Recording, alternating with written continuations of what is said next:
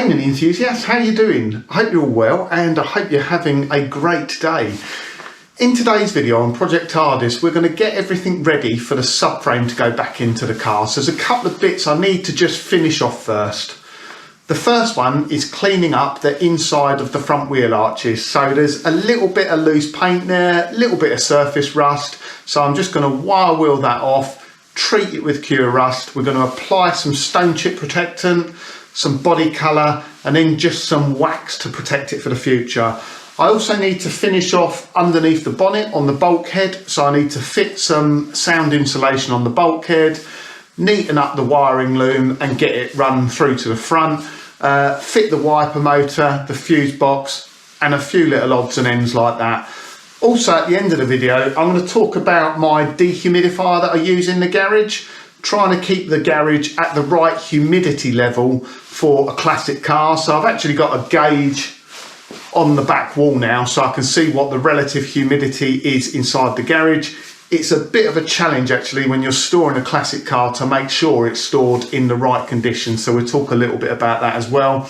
And just to mention, if you haven't seen the Mark III Cooper S restoration video that went out last week, Mark has just started a brand new project which I'm sure is going to be absolutely fantastic.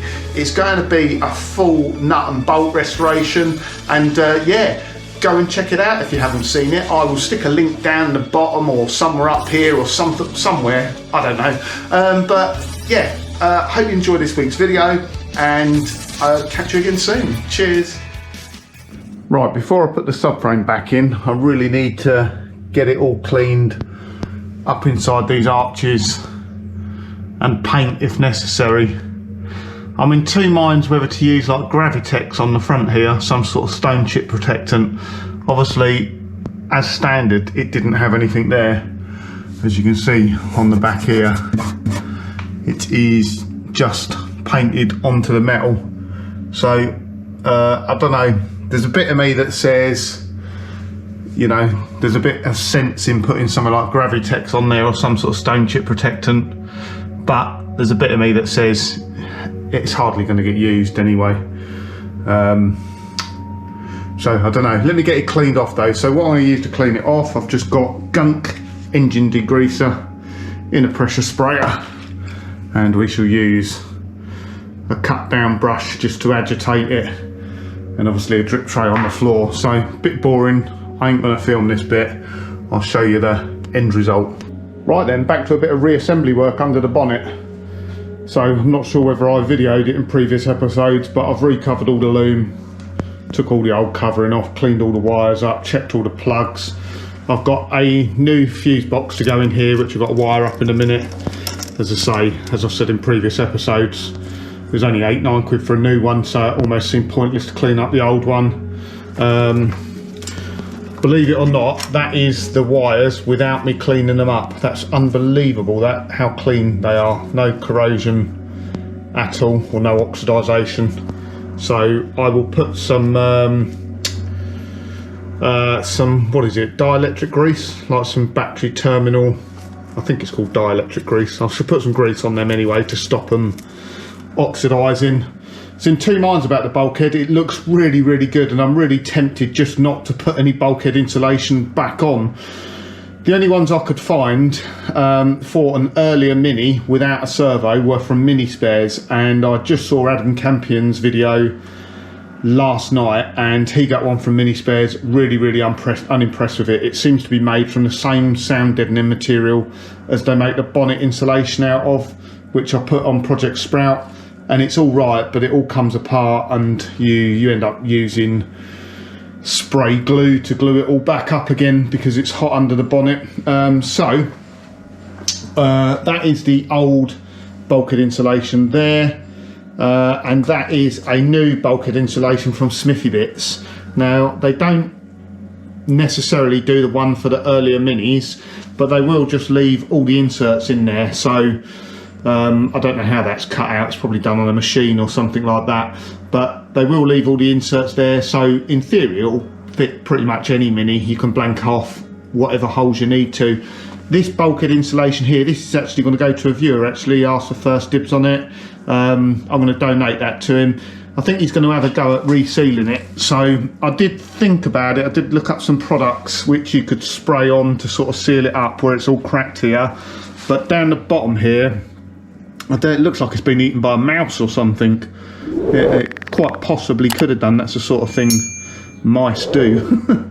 But anyway, yeah, you know, completely original. Should I clean that up? To be honest, I can't be bothered.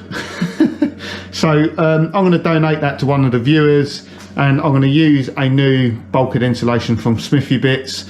I've used this on the MPI Minis before. It's closed cell foam, so it's not like that old type foam where it gets wet and it stays wet. This will just repel water. So yeah, let me get that fitted. We'll see what it looks like in a minute. Right, just as part of the process of putting that bulkhead insulation in, one of the things that has to go in is the wiper motor and wheel boxes. So I've just given them an overhaul. Sorry, I didn't record it. If you do want to watch or see how one's overhauled, Adam Campion done a video quite recently on this. So I've cleaned up all the motor. I'm going to grease this cable that goes back in, but I've had all these wheel boxes apart. They're in brilliant condition anyway, to be fair, and just re-grease them all. It's not a very difficult job, but like I say, check out Adam Campion's video if you want to see it done in detail. Right, so we've cleaned it all up in here now. I was brave enough to take the shock mount off, but it's looking absolutely fine. Just a bit of surface rust which we need to clean up. That's looking right up towards the scuttle panel, closing panel. That all looks good. Everywhere else looks fine, to be honest. It just wants wire wheeling where there's light bits of rust. Wire wheeling, and then I'll cure rust it, and then I think I'm just going to paint it body colour. I don't think I'm going to put loads of stone chip on, because it'll just, yeah, take away a bit of the originality. It's probably more practical to stick stone chip on, but again, like I say, lots of times we're not going to be doing thousands of miles in it.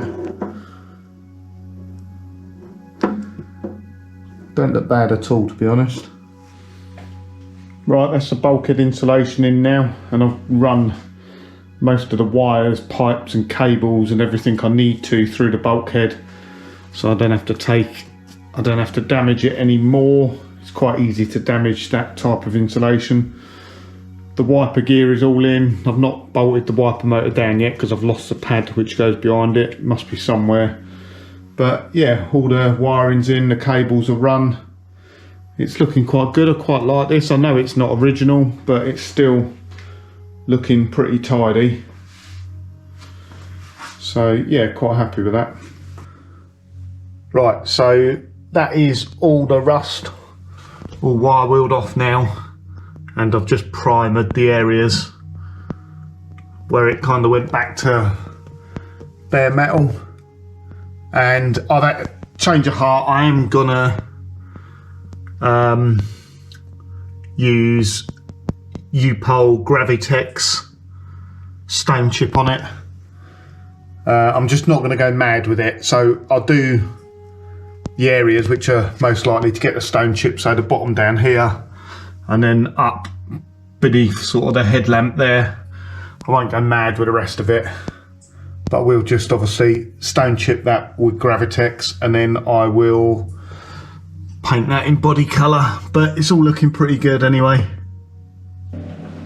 Right, like I said, I'm going to use Gravitex stone chip underbody protector. It's Gravitex Plus. I've used this before. I know they do Raptor as well. I couldn't get hold of the Raptor. I don't know, but I've used this before. It's what I used on Project Sprout, and I was pretty pleased with it, to be honest. I've used Tetrasil in the past, which was rubbish. So I much prefer the Gravitex. One thing I just want to show in here. Now, I've noticed this in my Mini before. One of my old ERAs that come from Japan was pretty much rust free, and you could still see some body stampings in certain places. And I'm pretty sure on my ERA it actually had the date stamped down here. I mean, you don't see this on Minis very often because that that sort of lip there is the first bit to go. But this, it's still pretty clear, but it doesn't look like a date. Maybe someone knows. Let me know in the description. The number is, let me turn the camera around. I think it is 134484. I'm sure that is some sort of date stamp for the shell. I don't know what that would be. Maybe the 84 is 1984, but I don't know about the 1344 bit. But yeah, let's, as you can see, all the floor's covered up at the moment. Putting stone chip on is a really messy job if you're doing it through an airline with a compressor, so you need to cover everything up. Right, so underneath the wheel arches, things have cracked on a bit. I've done the other side now, so that has been all stone chipped with Gravitex, and then obviously painted in body colour, and as you can see, it's looking really, really good. I actually used a bit more stone chip on this side and I went right up underneath. I used a little bit less on the other side. And on this side, I have started cavity waxing. So you can see in the corners, that black is dark brown cavity wax, or wax. I'll show you what wax I've used in a moment. And I've gone right up behind the back there as well, behind the headlights.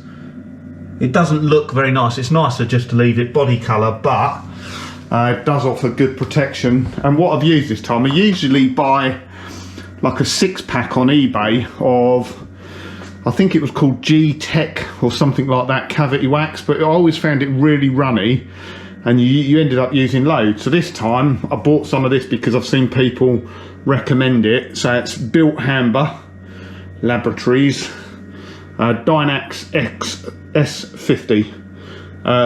That works really, really well. I'm really impressed. It's a massive can, 750 ml. It's a huge can actually. You probably, for perspective, let me show you how big it is compared to the other cans. It just about fits in the cupboard with the cap off, but it's yeah, it's a pretty huge can.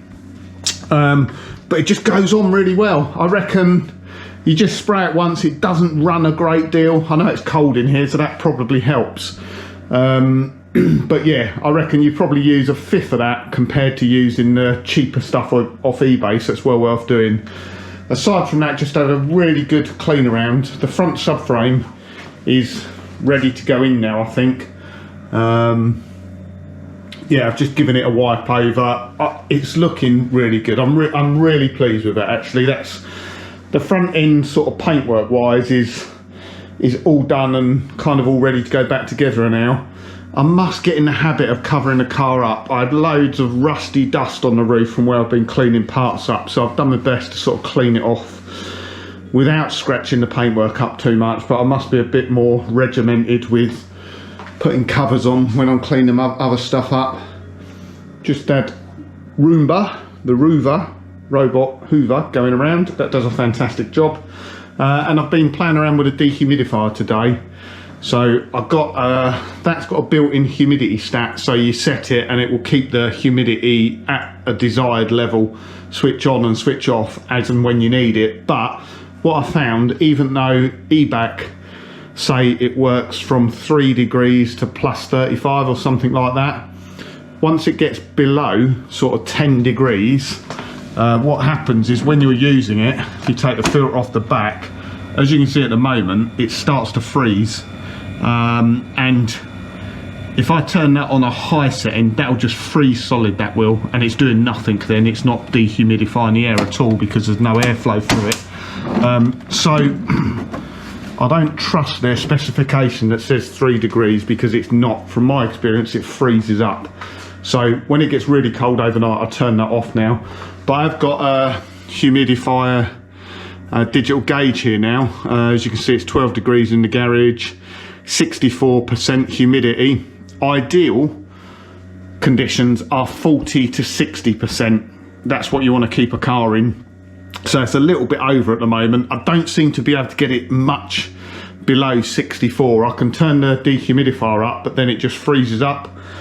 So, but I'm pretty happy with 64. In the house it was like 50, so that's good. You don't want it to go too low. If it's below sort of 40, then you dry out things, especially leathers and things like that. So 40 to 60 is ideal. I'm just a little bit over at the moment, but that is much better than what it would be without the insulation and the dehumidifier. I mean, someone messaged me recently saying his humidity was 80 to 90% in his garage, which is really, really high. But outside, I mean, today is a good example. So today outside, it's misty outside, so the air is saturated outside. Humidity is really high, but in the garage actually it's 64%, which is pretty good. I expect that might go down on different days. I've only just started using it, so I'll monitor that and see how it goes and keep you informed. I think that might be it for today's video. Next video, I've already done it. Starting to build the subframe up and getting the subframe in the front of the car. If you enjoyed today's video, don't forget to give it a thumbs up. Leave a comment in the description if you want to ask me anything.